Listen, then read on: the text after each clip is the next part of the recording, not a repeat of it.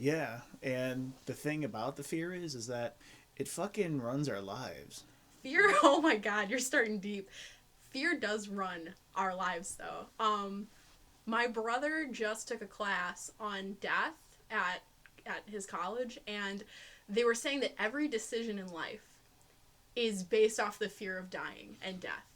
I think that's like half true in a way because the thing is like I remember I heard this quote by it wasn't a quote but it was more of like a saying by Jordan Peterson. He said that like in order to be extra motivated you have to get your fear behind you, but then you also have to have something in front of you to push you forward.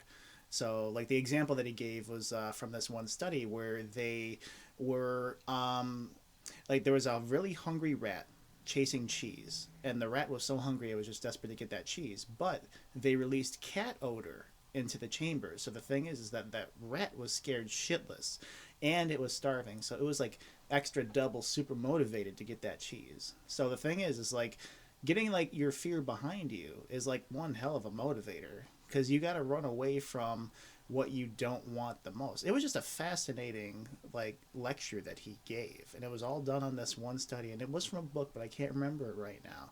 But I think that's very true. But the thing is that we have too much of our fear in front of us, Mm-hmm. you Mm-hmm. know. And the thing is like it does guide most of our decisions, and I think there's a lot more no's involved with that. So like, for, like okay, like I'm afraid to fucking fail, Mm-hmm. you Mm-hmm. know, like what does that do? So you don't do the shit that makes you want to fail or Yeah. that might make you fail. Mm-hmm. Fuck that. It's too abstract. I agree, and while we're on the subject of just like fears at this kind of broad level and having your fear behind you, what are you afraid of? What are fears that you have? God damn. Well, I have a couple of fears. I have a fear of not mattering. Yes, I also have that fear. Mine kind of comes into play of like if I do not create the things that I want to create, I have no chance of ever being remembered and I will be forgotten. You know? Cuz like Yeah. our bodies will decay and go into the ground and we will be lost forever, but our work and our art can remain. And so in some ways people are afraid of not having a legacy. And I think for some people that means having children, and for other people it means doing good work or creating art and leaving that as your legacy in life. But so just that, is that the big fear for you, or do you have like smaller fears wrapped within that fear? I always have another fear of doing something wrong.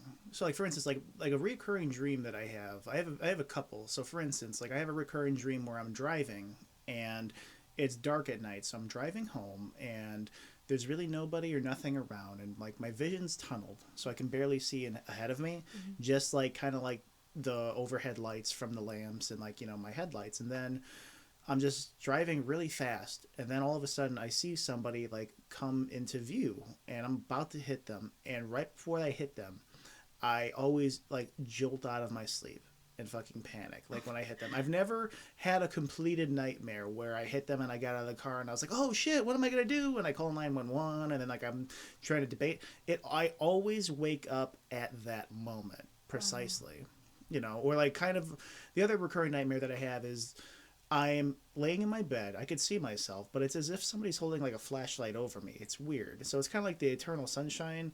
Like there's a couple scenes in there where it's just like illuminated by a flashlight, but then all of a sudden I see like roadkill like in my bed, or like fucking Like on bugs top of you? like next to me. Like just like in my bed, like, or like I'm like moving my bed sheet and I'm like looking down like in between the wall and the gap like between my wall and my bed, and I Mm-hmm. just see a fucking dead raccoon there. So Oh my god. I don't know where that comes from, but like I always have the sense of like that I'm doing something wrong, and that's like one of my greatest fears, especially because I talk a lot, and I more often than not say the wrong things. That's Before, a good thing to say on the first episode of our fucking podcast. yeah, I'm like, so I'm gonna go home tonight and I'm gonna overthink this entire fucking day. Mm. Like even before we sat down and like recorded this, I'm gonna think like, did I say anything I probably shouldn't have said? And the answer is yes. But the thing is that I gotta learn to not be afraid of that shit. Because if I'm being honest, then I shouldn't be afraid. Mm-hmm. Because if I'm putting on a facade, if I'm being fake, then I have the fear that I'm going to be like caught. You know, I'm Mm-hmm. going to be found out. Mm-hmm. So, you know, like, and the thing is like, if I, even if like goes back to my fear of being, like of not mattering. So even if I'm honest and that doesn't do anything, that fucking sucks. Mm-hmm. Well, and I think that you alluded to earlier, you can either use fear to motivate you to get shit done, but I also think that fear, more often than we'd like it to, stops us from taking risks or doing the things that we think we should do. Like, example, I want to make music. I want to make music, but I know that the quote unquote cards are stacked against me. The industry's dying. I don't have enough experience or whatever, and I see all this shit in front of me, and I'm like, I'm just gonna not even try because I'm too fearful of failing, having nothing at the end of the day, blah blah blah. So, how does one take fear and make it into something that is behind them and pushes them forward and use it as momentum rather than having it in front of you and it stops you in your tracks? I could see that as soon as I graduated from college because I remember I went to school for 20 years straight. Not in college. I wasn't in college for 20 years straight, Yeah. but literally like from kindergarten all the way to getting my bachelor's degree. I didn't have a break. I didn't take a semester off. I went straight through. But the thing is that in all of my formative years, even from my childhood into my adulthood today, I have had a very set structure. Mm-hmm. So I would wake up at this time every day. I would go to sleep at this time every day. Sometimes, you know, if I would go out with a friend or do something, I'd go to bed later and I'd pay for it the next day, but it was still within that schedule. I didn't really like sleep in until like 2 p.m. like when I had to go to school. You know, I still got up and rise and shine. And the thing was is that I was slowly building towards something because it's kind of like, you know, it was a very, very long staircase to get to like the top. But the thing is that like I saw myself progressing. It's like, okay, so next year I'll be a sophomore, and then I'm gonna go to community college, and then I'm gonna go to film school. Like I always saw myself like going into the future, Mm-hmm. and that always comforted me. But when I graduated, I lost that schedule. Oh yeah, I think that happens for everybody once they graduate. Then it becomes on you to get the job, and then in some ways, work puts the structure back in your life. If at least if you have a 9 to 5 or a consistent schedule, um, but ultimately, that I think that a lot of people leave college, don't have the structure, and then it just becomes overwhelming, crushing fear. And again, that fear is in front of them rather than being behind them, being used for momentum. Yeah, and I think most of that fear becomes it's coming from that abstract. Mm-hmm. Because the thing is that if we can predict how something is going to go, I think we're a lot more at ease with it. So, for instance, like if it's your first time doing anything, if it's your first time at a job, if it's your first time, let's just say like you're on a first date with somebody, or you're trying out something new for the first time, like you don't know how it's gonna feel. Like even like when pain's involved, like you go to the dentist or the doctor, you know, most people like who have not gone under surgery are deathly afraid of like anesthesia and getting put under. For But sure. I've been put under like when I was 14, and I was really terrified of getting put under. But afterwards, I'm like, fuck, I could get put under tonight, and I'd be cool. Well, I think you're getting at the fear of the unknown. I'm totally the type of person that, like, if I can't envision what's going to happen, I get so anxious. Like, it could be even something like going to the DMV to fill out paperwork. I'm so fearful because I don't know how to do that. I've never done that before. You know, maybe I have to go somewhere, get a specific document filled out. Like, well, shit, man, I've never done that before. And that, even that, like, mundane bullshit gives me anxiety because I can't imagine what's happening. It's that fear of the unknown in that most mundane and really silliest of ways. Yeah, like even in a sense, there is like you kind of have to rely on other people, and like you have the fears, like you don't know what the fuck they're gonna do. Yeah, I totally do have like a fear of strangers or being taken advantage of. I think everyone does. I think actually thinking about innate fears. Innately, I think your brain is wired to fear a few different things. Dark, strangers, spiders, snakes, because historically these well, first off, darkened strangers, that's the fear of the unknown right there. You don't know what's going to come out at night. You don't know what a stranger's going to do to you. You don't really know them. Snakes and spiders can be venomous or poisonous and harm you. Do you think that there's any innate fears beyond those that I'm like missing, or what's your take on innate fear? I think we have an innate fear of people, like especially like why speaking in front of people is like one of the most like Oh yeah. sought after fear. Well, not sought after, but it's one of the most like crippling fears. Like some people have said that they would rather be buried alive than speak in front of people. Yeah. But I'm wondering like if that's just more of like part of our culture. So like for instance, like if are there like people in other countries or in other cultures that have that same fear? And I mean, I think maybe perhaps, but at least now, especially like in the social media age, there's more of a mob mentality where if somebody sniffs like one sign of weakness, then everybody kind of pounces on it. And the thing is that I think deep down we're all like really afraid of getting judged, you know, because we want to fit in, and like just that's coupled on with like fear of rejection, and that's coupled with like just fear of, you know, losing your social status, you know, whether if it is with a group of strangers or even like with your friends. Like there's just this kind of it's this weird thing that we have to like we need other people in order to function and shit. So like there's really no loner that is immune to not interacting with excuse me, with other people, because I think that even still they probably found the best way to deal with it and they work around that. But you still need people. You need to talk to people and shit. Like we have this weird gift that like we communicate feelings, and like words are the closest thing that we have to it. Music as well. You know, like we just have all these like music, like you can make sounds that can like evoke emotions that you've probably never experienced before. Yeah. So like, you know, like especially like with kids, you know, like remember like when we were like growing up, like we heard a song, like it was just like a love ballad and we like connected to it even though we had no idea what love was. But that was a feeling that like we could like coast on. But the thing is that kind of like with art, it makes those moments less abstract and less fearful. Yeah. Because you can at least try it on. So I just think that fear of other people, you know, it all probably comes from this like high school, maybe middle school thing. Because you ever watch, like there's like children's movies, like, and one of the biggest problems in all of them is not fitting in. No, totally. I think going back to innate fear, if you can't fit in with people, your chance of survival is nil, right? If you can't get along with people, and if you're the outcast, shit, son, you're gonna die. So I totally get that, and I think it does become an innate fear. Another thing that comes up in middle school that you were talking about is just like fear of relationships, rejection, fear of living without love.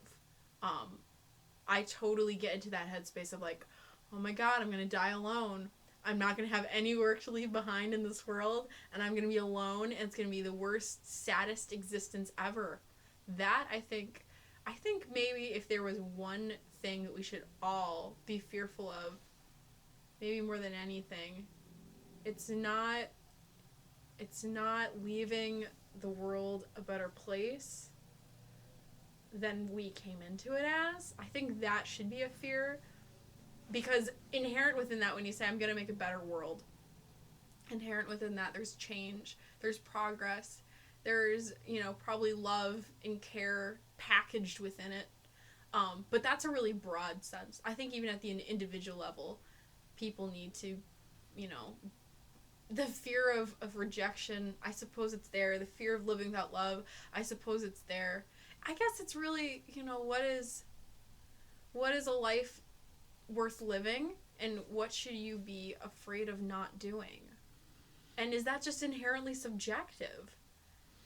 Yeah, I think it might be the difference between living a life that is done versus living a life that has ended. Oh fuck, you're right.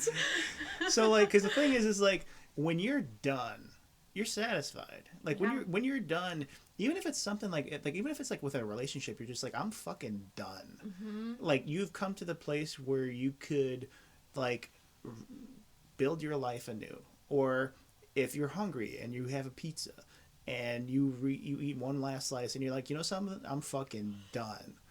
that's all. Because the thing is like when you're done, that's like something that you've made. But when something's ended, like when something ends, that's something out of your control. Mm-hmm. So like I think about that a lot. Like with suicide, is like, like you're really ending your life. I mean, and no shit. Yeah. But the thing is that most people who commit suicide, their life isn't done, and that's the fucking thing. Well, and maybe this is going to get real dark here. I do think that an individual should be able to end their life if they so choose, but I do think,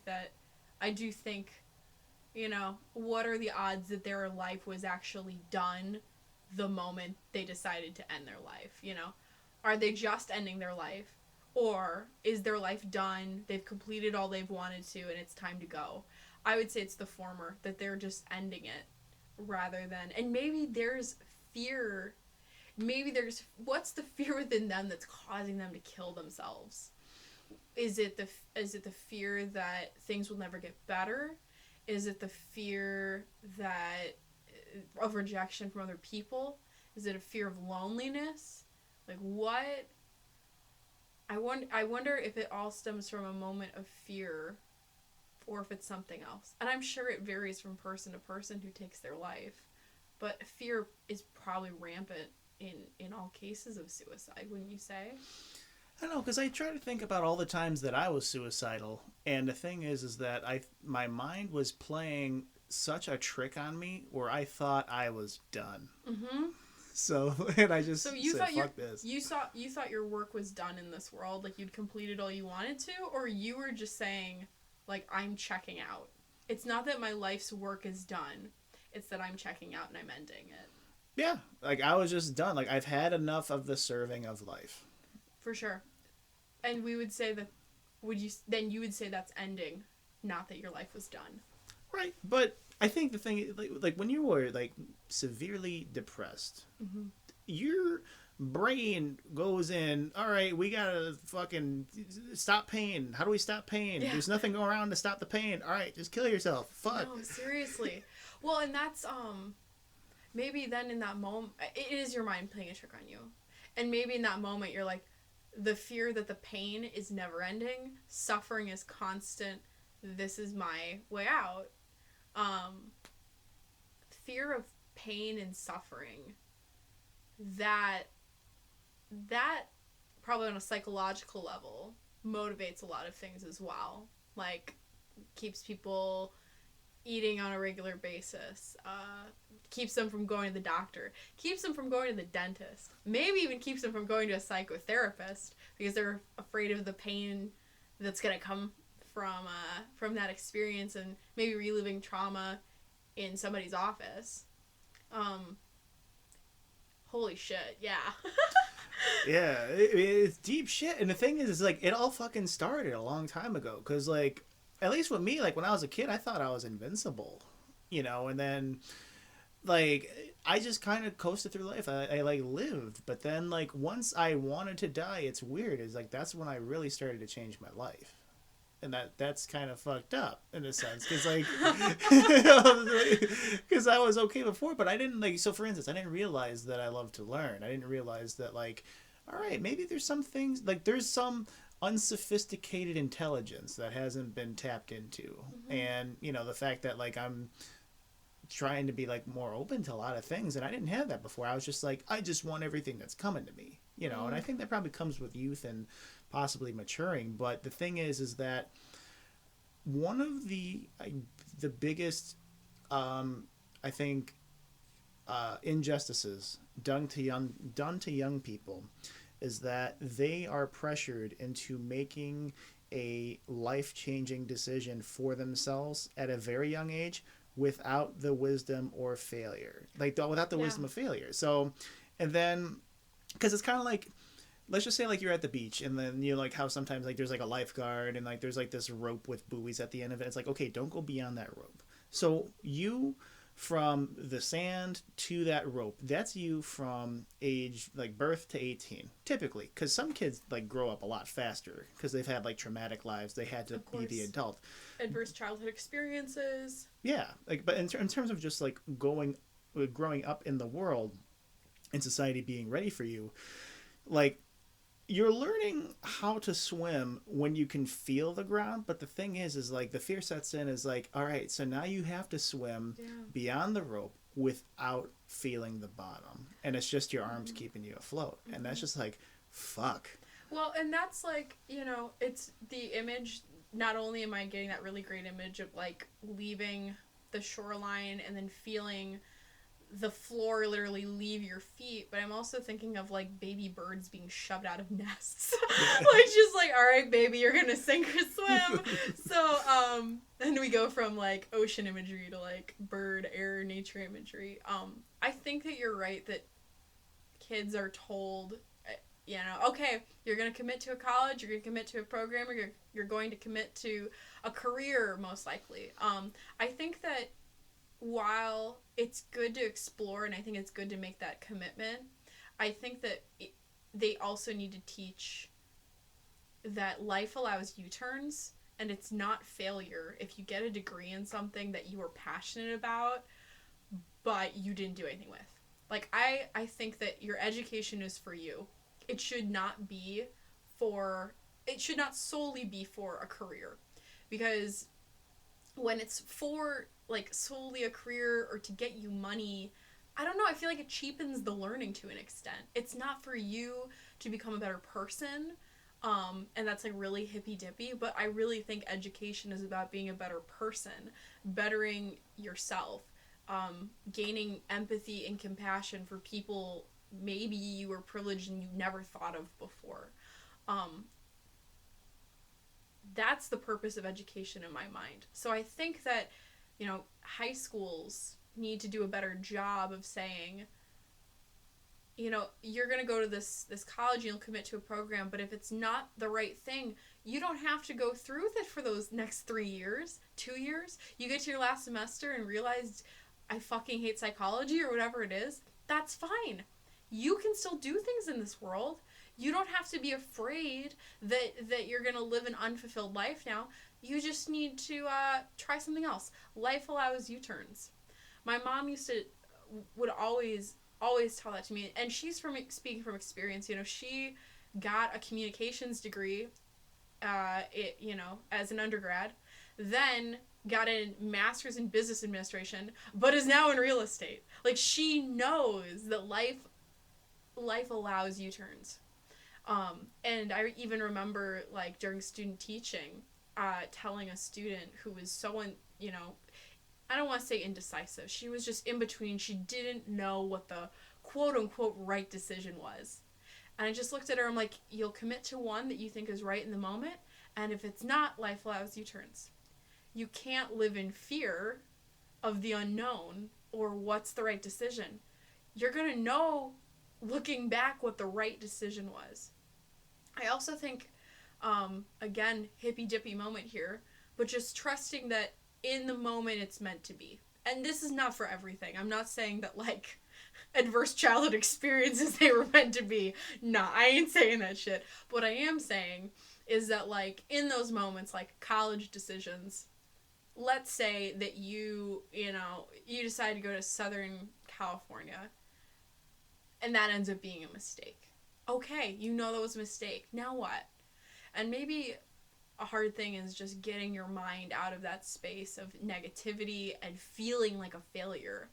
But I think the real, in that moment where you feel like a failure, you got two options. You can wallow in your failure, you can wallow in your sadness, you can wallow in the feeling of what's done is done. I should go end my life or whatever. I'm not saying that it goes that way all the time. But you can either do that, or you can, go ahead, try to find something else to do, and pick yourself up. And it's really hard. Oh my god, it's so fucking hard. Like, there's probably no amount of words to express how frustrating and saddening and disheartening a failure is. And you just have to sit there and fucking swallow it like a goddamn pill. But you do it, and you move on. And maybe we're just not allowing kids to have those failures earlier on in life. Maybe they're necessary before they get to college. I don't know how it would be possible to make them have these huge failures as teenagers, because what can you really do as a teenager that, like, fucks you over for the rest of your life or is a failure? There's really nothing, right? Yeah. I mean, but at the same time, I think you're right that, like, I feel like failure is really important in a lot of ways because it teaches you so much about yourself and who you are, and also, like, it's a great learning opportunity when you fail. Yeah, and the thing is that it's pain. It's intense, like, emotional anguish. Because the thing is like, if it was just surgery, like physical surgery, yeah, you can grin and bear it. And the thing is like, your body heals over time. But, like, with your mind, the thing about misery is that it's structured. And that you know what the fuck's coming. You know, like, this is going to suck. Well, you know it's structured. You know it's gonna suck, but you don't know how long it's gonna last. Yeah. And I think one of the amazing things about, like, the human spirit, the human experience, is that in my case, like, most wounds can be healed by time. Sure, there's things that you will never forgive people for, and you shouldn't forgive people for, and not everything can be healed with time, but a lot of things can be. And, like, kind of bring it back to suicide. Let's say you had a failure and you are saying, I'm ending it, I'm sick of life or whatever. Maybe you haven't given it enough time for that wound to heal. Whatever your failure was, whatever you're raw about, maybe you haven't given it enough time to let it heal and to move on. Of course, in the moment, you're so overwhelmed emotionally that sometimes it's impossible to have that clarity, for sure. It's hard to have that moment of outside your brain going, okay, listen up, stupid. Like, are you really going to take your life right now? And I that was kind of callous to say, because that is such a terrible space to be in. But truly, you know, certainly there needs to be a moment where you realize that it's, you know, it will heal, mostly. You'll learn from it. Most things will heal and move on with time. Again, sounds hippy-dippy bullshit, but I mean, I'm learning that, especially, like, having just left, you know, a relationship that I thought I was really going to be in for the rest of my life. And healing from that, like, the healing process was so rapid, and I if you would have told me when I was in that relationship that, you know, you and this person are going to part and go your separate ways, I would have thought that I would have never healed. And I did, a lot faster than I thought I would. And if I was in that moment of anguish and did something, like, harm myself, which I wasn't in that space, thank God, but there are people who get into that space when their partner leaves them, when a loved one dies, just so many different things. But I was able to heal with time and everything was okay. And again, it's not like everything is that easy and hunky-dory. You know, I probably should have gone to fucking therapy. But, and maybe that stems from me, like, even though I have a damn psych degree, I'm fearful of being vulnerable to people, for sure. Which is kind of, you know, ironic that we're making this podcast and bearing our existential dread and souls for everybody. But yeah, I'm definitely fearful of being vulnerable to people. And the elements, you know, vulnerability is very scary. Last weekend, me and Brent were out having breakfast, and he had this awesome image of when you're in a relationship or you're being vulnerable to somebody, it's like literally opening up your rib cage to expose your heart and allowing them to kind of grab it or do what they will. You make it vulnerable to the elements when you open your rib cage up in a relationship. And that's just a beautiful image that I love so much that you made. Yeah, and I think the biggest thing is that it all trust is predictability. Because the thing is like, you could trust. It's not that you can count on your friend. So, for instance, let's just say if you really needed to count on your friend to be there when they say they're going to be there. Let's just say, logistically, I'll be there at 7 o'clock. They are there at 7 o'clock. You could trust them to do that. But you could also have another friend who shows up at 8 o'clock every time, no matter what. But the thing is that you can trust them to be late. The predictability of being late, we can trust that you're late. Yeah. So that's pretty much all what it is like, okay, like if I can count on you to be a certain way, then I am less fearful of being vulnerable. Again, fear of the unknown. Yeah. So like, for instance, it's kind of like, you ever see those videos of like, let's just say there's a I don't know, a zoologist or like a zookeeper or someone like that, and then they're playing with a fucking tiger. Like they're like rubbing the tiger's belly, like they're putting their face up to the tiger, like they're like kissing the tiger right on his like bloodied tooth. And like the tiger's just like, oh, come on, man, come on. Like the thing is like, you would feel more trust with that bear than another bear in the wild, because at least with that one bear you can just predict it. And that's why I think like that person's more, because that zookeeper wouldn't go up to like a regular bear and start, rubbing its paws and putting its head in its mouth and shit, because that bear would make it fucking lunch. It's the bear you know versus the bear you don't, kind of harkening back to that saying, it's the evil you know versus the evil you don't. Yeah, because the thing is like the devil you know is better than the devil you don't know. Like, yes. I often hear that like with people, and I think there's a lot of truth to that, because I think a lot of people are afraid of showing their real selves, so they create this kind of like facade, like this mask. So persona? Like, yeah, so I can trust this person won't hurt me, and then they fucking do. So they broke the trust. And the thing is that you trusted them like with your, like the most like darkest, most vulnerable, squishiest part of yourself. Oh, squishy is such a good word for that. Yeah. Yeah. The squishy, it's I think of like this image of like the underbelly of an animal. An animal, like a dog, only shows you its underbelly when it trusts you, or when you're dominant and it's submissive or whatever. But think about that. That's the squishy, warm underbelly that if I was a carnivore and going to kill an animal, I would go for its soft underbelly. Right? It's like the easiest part to destroy it and kill them. And you're totally showing the squishy underbelly, and when you're vulnerable to people.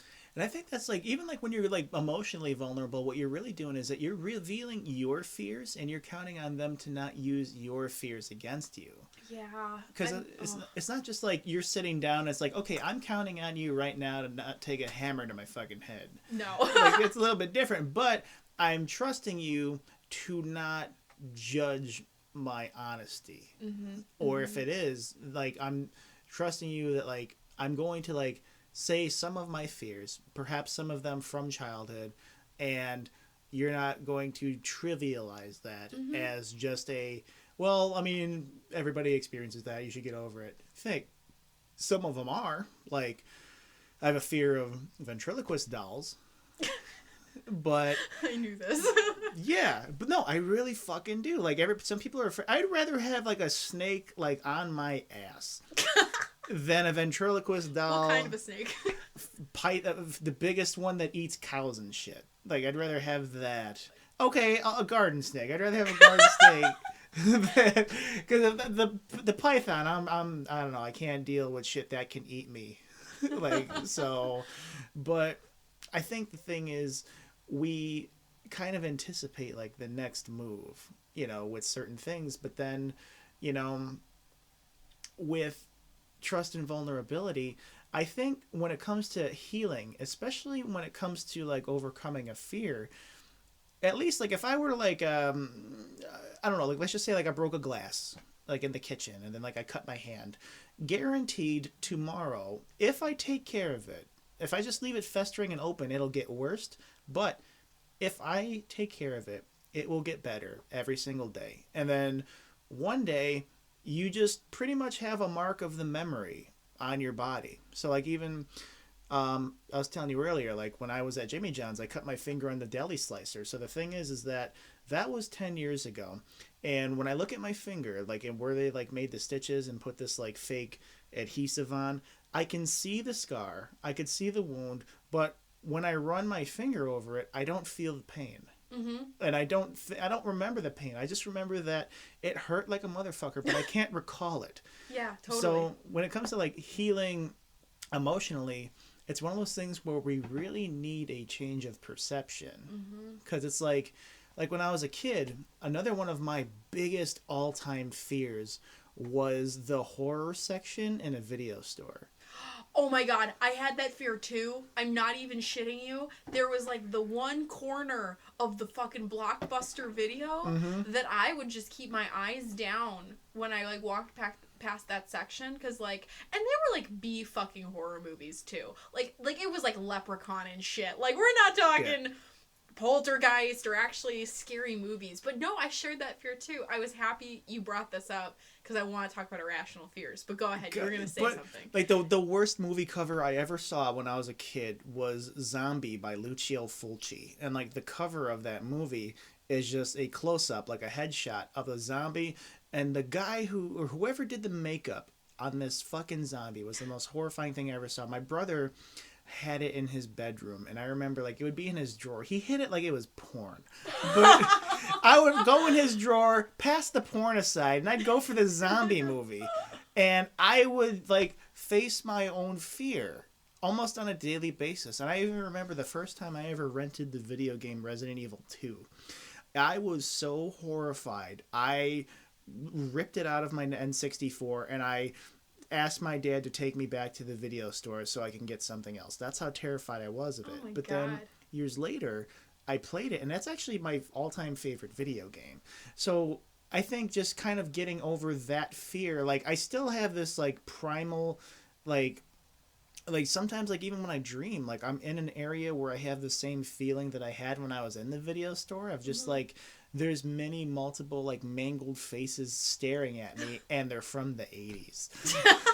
So can you think of a more terrifying decade than the 80s? Yeah, because they put a lot of like, it's weird that like they like stereotype it as like this glamour pop neon purple glow in the dark, you know, pastel color bullshit. Fishnets, teased hair. Yeah. Cocaine. But I think of it as just like the horror movie section in Blockbuster Video, because like they just use like real like art and like they had a guy, like the video cover is like a guy getting stabbed with a toothbrush. Like he was laying on a bed of knives that was like a toothbrush, and it's just blood running down the toothbrush. I'm like, what the fuck? And like this guy's face being torn off, and like he's like, it's like ripping into him. I'm like, Jesus Christ, this is really primal. But I never saw anything like that when I was a kid. So right now, there's a few things that I haven't. I mean, yeah, there's a lot of things I haven't experienced in terms of fear where I hear other people give testimonies on them. I'm like, I am so glad I have never seen that. I'm so glad I've never witnessed it. You know, I really don't want to be part of it. But the thing is that I can conceptualize it. Yes. Whereas when I was a kid, I couldn't. Yeah. So that's why some of those fears stuck with me. But the older I got, the more of a perception that like I changed on it. So I was like, okay, Resident Evil 2, it's got bad graphics, and the zombies are really, it's like the same cop zombie, it's the same guy in the yellow shirt zombie. But when I was a kid, I was like, I can't do this, because I was so used to playing like Super Mario and Sonic and all that. So, but when it comes to people's interactions, we can never brace ourselves, you know, because at least like with like relationships, it's, if you're in multiple ones, not at once, but if you're in ones that like, okay, like I'm past this point now, I'm going to try something different with this person. And that doesn't work. So you got to try all over again. You're hurt all over again. Those wounds are just as fresh as the scar, like if you were to cut yourself. But it's like mental, and it really brings out, and the thing is instead of blood, it's all your fucking fears coming out in your psyche. Oh my God, yeah. And well, no, entirely. You hit it on the head. And especially like with the relationships, that like fear of the unknown in a relationship. Where is this gonna go? Does this person like me? What do they want from me? Are they seeing somebody else? Totally. It all comes back to that.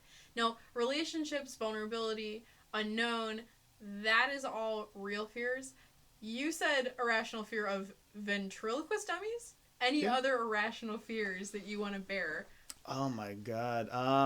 Falling down. Like every time. What?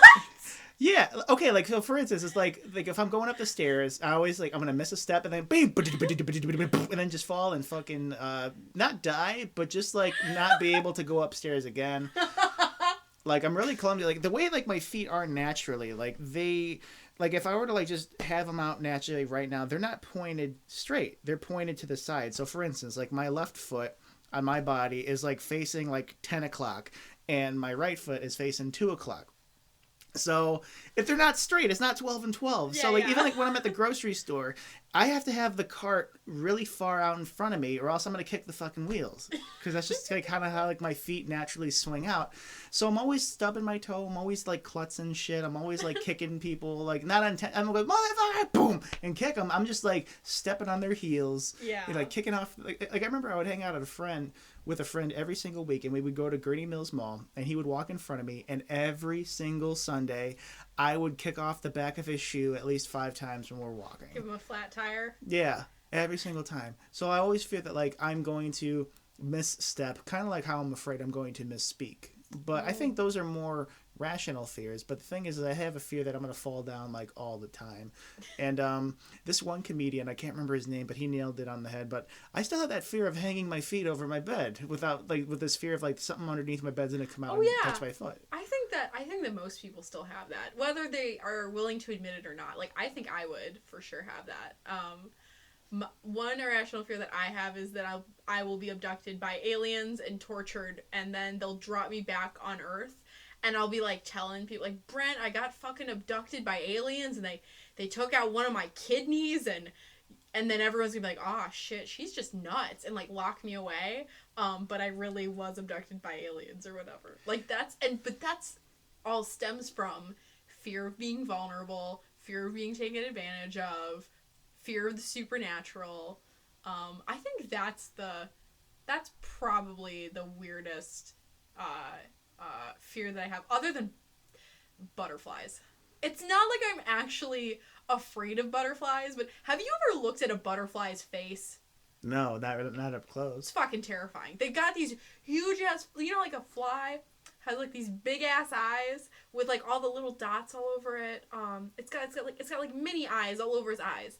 So it's got like that going on, and then it's got this weird like spiral tongue thing, and just looks, I don't know, it's just dead-eyed and like when it looks at you. Like I kind of feel that way with like with bunnies when they expose their teeth. Like, you ever see, like, bunnies, like, show their teeth? It's so fucking scary. It's not, like, natural. Like, you'll just see a bunny hopping along, and he just look at you, like, his face up, chin up, and then he's staring. But, like, there's, like, some, like, YouTube videos where they, like, pull, like, the lips back and expose the teeth. Yeah. The bunny's teeth are, like, your two, like, index finger. Like, your two fingers. They got these long-ass teeth. But they're so cute. Like without the teeth. Did you see Holy Grail too many times, and you're fearful of the killer rabbit? Here's one thing I'm afraid to admit. I never got into or really saw any Monty Python related stuff. Oh. Well, I'm disappointed, but I can't say I'm surprised because I work with someone, literally the guy whose desk is across from mine, who is into funny shit. He hates Monty Python. Says it's weird British humor. Now, I like grew up on like Monty Python. My aunt I think babysat us one time, and like there was like a bag of DVDs someone had given us, and Holy Grail was one of them. And I think we were like, Aunt Christina, can we watch this? And she's like, sure! And like we put it on, and like there's a lot of jokes in there that the kids shouldn't like understand. Like especially when I forget what the knight's name is, but he goes to the Castle Anthrax because he thinks that the Holy Grail is there and it's being used as it's floating over the castle, when in reality they have a beacon shaped grail, and it's an all women like castle, and they're all like fawning over him, and at one point like one of them like lied to him or something, and they're all like asking him to spank them, and then the last one goes, and now for the oral sex or something like that. Like again, as like a 10-year-old, no idea what that meant, but it was the funniest fucking shit. And I can't believe like you of all people would not like Monty Python. See, that's what I'm afraid of. Oh, I'm sorry. Well, the thing is that I had different interests growing up. So here's the thing, my British humor growing up was Mr. Bean. Well, and here's the thing, like, that guy who I work with lumps Monty Python and Mr. Bean together. He thinks it's all weird British humor, and I think there's a lot of wit to Monty Python. I don't fucking understand Mr. Bean. It's just I got it. Like it like bumbling idiot the entire time. He connected with me on a deep personal and emotional level when I was 6. Like, he got me. Like, because I don't know what the fuck it was, but I remember it got to the point where, like, at the family video, they had all of his VHS tapes, like Mr. Bean. It was only like 2 episodes on a VHS tape. I would rent them every week. How long were the episodes? I really don't remember. Maybe a half an hour a piece. So too fucking long. Too fucking long. But then I grew up with Beavis and Butthead, and then I grew up with South Park, which was really Monty Python inspired in their early seasons. Oh, really? Yeah, like, okay, like, there's an episode of South Park where, I can't remember the name of it, but it's, like, the first time we're learning about Tweak, and I think it's called Tweak's Coffee. You know, like, he's the character in South Park where he goes, and he's just drinking coffee. So, and he's under a catastrophe by some chance. And the thing is that, like, his parents run a coffee shop, and then the police officer comes in, and they're like, "Hi, Officer Barber," and he's like, "Are you having the usual?" And he goes, "Yeah." So then the coffee shop owner hits him in the face with a cat. And then the cop just leaves. Like, that's all he wanted. That is very Monty Python-esque. Especially, have you seen Olive Grail? Holy Grail? Or no? I've seen none of it. Oh, you see none of it? Okay. There's a moment where they're like panning through a village. There's an old woman who has a black cat and is beating it against a wall. Like, it's like, you know, you would like beat rugs like outside, but instead she just has a cat, and they've like dubbed over this like man's voice going "Rawr! Rawr!" as soon as she hits it against the wall. I'm the worst vegan ever. I'm laughing at this shit. Well, you're not eating it. No, well, you know, I don't want animals to suffer. It was a fake. It was clearly a fake cat. But the absurdity of a woman outside beating a cat against a wall. Okay, so it's like a fake cat, but what's the fake cat made with animal products? Oh, God. Like real animal fur, because if that's the case, I never paid attention at the end of the credits to see if it said if animals were harmed in the making of that film. Oh, no, man. Okay, like, I found out recently, one of my all-time favorite movies as a kid was Otis and Milo. And I've never seen Otis and Milo, but I know what it is. See, I don't know if that's British, but it's definitely not American, because they talk like this. Hello, I'm Otis and Milo, whatever it was. But, you know, it's just about the cat and the pug. Yeah, like 16 cats and like 20 pugs died during the making of that movie, and they didn't give a shit. Because there's a scene where the cat jumps off the cliff into the ocean onto jagged rocks. But in the movie, he's like, fine. Like, the next shot he's swimming through, yeah, different cat. Yeah. Like, so you like found out like through the internet that like lots of pugs and cats actually died in the making of that movie? Yeah, and I'm like, how do they get that pug to do everything? But here's the thing. There was like, I don't know if it was 16, but it was greater than 1. All these fucking animals just died. And, dude, yeah. That reminds me of there was a video circulating when that movie A Dog's Purpose came out, where it's like, you know, it's one dog is kind of like reincarnated into different dogs, and it gets at like the purpose of an animal or whatever, and one of the dogs is like a rescue animal, and there was some behind the scenes footage like circulated on the internet where they're basically like shoving this German shepherd like into this wave pool to get this scene, and a lot of people were up in arms about it, rightfully so, and I'm happy it like starts a conversation. Now I wish people would extend their concern for pets like dogs and cats to, you know, animals that are being used in farms and whatever, but that's a story for another time. Yeah. So speaking of fear of losing a pet. Oh my God. Okay, that one's hitting close to home because one of my family pets who lives with my mom, he's a 12-year-old black lab Bernese Mountain Dog, and we found out about 9 months ago that he has liver cancer. So he's got 2 tumors on his liver, and you know, we made the decision that, like, chemotherapy, like, the dog doesn't know what's happening. It's just not good. But this dog, his name is Blackhawk, he is, like, my brother's dog. And whereas I had a dog when I was about 3, and she died when I was 14 or 15, and I had to experience the loss of, as I call her, my puppy sister. My brother hasn't had to experience like his animal dying. And I hate to sound like I hate humans here, but I really do think that dogs, like many other animals, they don't do anything wrong. And like especially this dog, like he doesn't even bark. He's never done anything aggressive in his entire life. And like the fear of losing him is so great because he just represents a lot of the good and unconditional love that this world can offer, but is kind of exclusively in pets. And I think maybe cats can give unconditional love. I'm not sure. I know for sure, though, that dogs give unconditional love. They do. And I think we put the ultimate trust in them because they are ultimately the most predictable dogs. They're so predictable and trustworthy, in fact. I mean, even like the vicious dogs, if you can count on a dog being vicious, you know, that's a vicious dog. But it's not like in the movies where like the dog, like you could see like the dog, you know, like if there's a vicious dog and then like you just talk to the dog and you see the dog's backstory. Like it's not like people, but the thing is that when you have a genuinely sweet animal who never bites, and then one day that dog bites a kid, they kill the dog. Yeah. Like that's how much of an ultimate betrayal, like trust and predictability dogs are. Because so right. Here's the thing: if that dog was vicious from the get-go, that dog would be in a junkyard. That dog would be doing something else. Like there would be somebody else taking that dog because they know that dog's vicious. Like, hey, I can work with this. Yeah. But if you just have like this dog, we can just go, like a stranger can go up to it and just take its face and go, like, and just pet that dog and love that dog. See,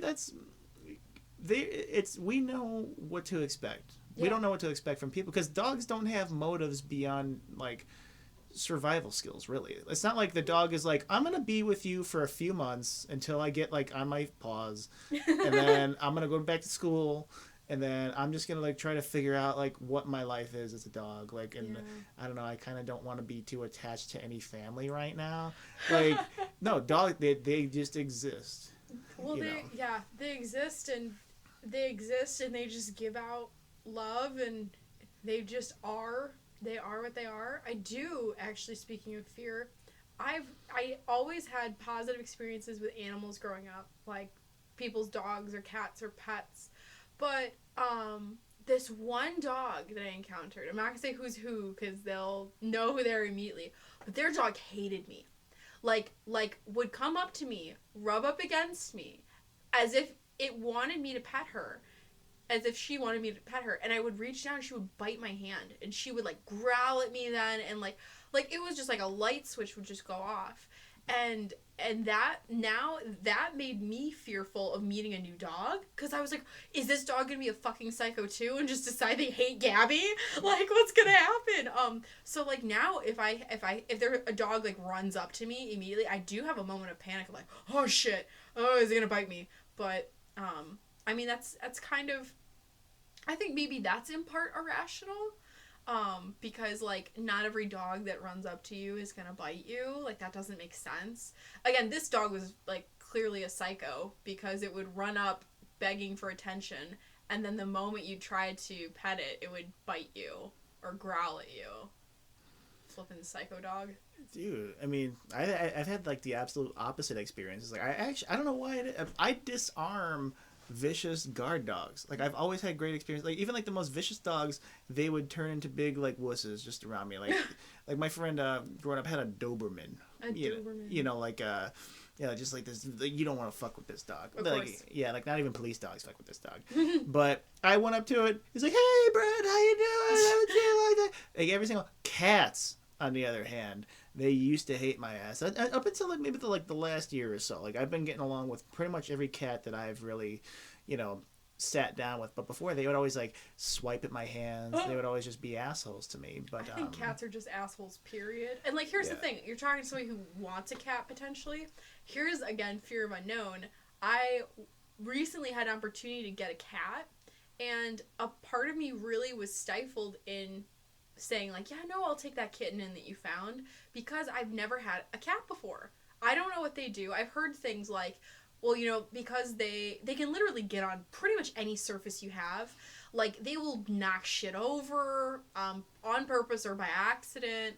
I don't, I've never had to deal with a litter box, or like, I don't know what a cat's signs are. Like, when a dog is angry because its ears will go back, it'll bar its teeth, it'll get cagey, maybe the fur on its back will stick on end, something like that. With a cat, you just don't know. They'll like walk up to you and you'll be like, "Hey, baby," and then it'll hiss at you and want to bite you or whatever. Yeah, like they're not as easy to peg, and that's why I don't like them. Because like I really thought, well, over the summer I was house sitting for someone, and I was like looking after their two cats, and one of their cats was like a lot older than the other one. I would say maybe like in the teens, maybe 13, 14. So I was getting ready for bed, and I was winding down, and I was just I was watching TV on the couch, and then the lights were off, and then all of a sudden like the cat just kind of comes next to me. Like the cat jumps up on the couch, and like this cat usually just secluded, goes to the basement, does its thing. It just lives, like it exists. Like that's all this fucking cat does. So the cat like just got next to me, and like he started rubbing his like head up against my arm, and I'm like, oh, like little guy. And like I actually was just like petting him, and he let me, and he was purring, and then I was just like having a really quiet and profound moment to myself, like, okay, like this cat likes me. And then all of a sudden the cat starts going and then just threw up all of its fucking food all over the couch and left. And I said, "You cocksucker." And I never saw the cat again. Like that's all. And then I looked up, I'm like, I told that to my to a couple friends, and they're like, "Well, yeah, sometimes like when cats are feeling pain, they like want to come to you, and like when they want to be comforted." So this cat came upstairs, wanted me to console it and like help it through this hard time. It's hardship of the fact that it was gonna fucking vomit. Yeah, just when I thought like I was like having like a nice existential and like vulnerable moment with this cat, this cat peopled me. That'll fucking teach you to ever trust a cat. Yeah, it's just like with people, man. It's like, I really like the idea of trusting people. I really like the idea of being vulnerable around people and being honest around people, but not everybody feels the mutual agreement with that. I agree. Well, because in order for being vulnerable to somebody, in order for that to work, they have to give some of themselves to you as well. Like, you have to be vulnerable with each other. If one person's just vulnerable to one person who's kind of closed off, not willing to be vulnerable, it just can't work. And it is, as you said earlier, it's an act of trust to just open yourself up to someone. Open up that rib cage, say, "Here's my heart," fucking take a stab at it. Yeah. And that's the thing is that, that kind of makes life worth living in a sense, because, if we're just completely closed off, like what we're really doing is like we're denying ourselves from being human. Mm-hmm. And that's, I guess, where the fear comes in. That's our body's reaction. Like, that's our amygdala, like, going crazy, saying, "Hey, there's fucking fire, and we need to get out," when it's just a bunch of, like, hamburgers being cooked on the stove. But, that's kind of, like, what the real shit is. But the thing is, like, when you get through that fear, and you are completely, like, at ease, and you're, like, at peace, like, there's nothing better. Because then you feel safe. And then you can, like, just, like, kind of let yourself down. But fear fucks with you. Yeah, it does. On every single level. So it's kind of like you need to find a way to work through the fear, make it work for you, because when you get through the other side of it, that's when it's all worth it. Nothing worth having comes easy or without hardship or having to push through things like fear or insecurity. I feel like this is a really good place to kind of end our first episode, because our next episode is on insecurity. Yeah. So, this was Coffee and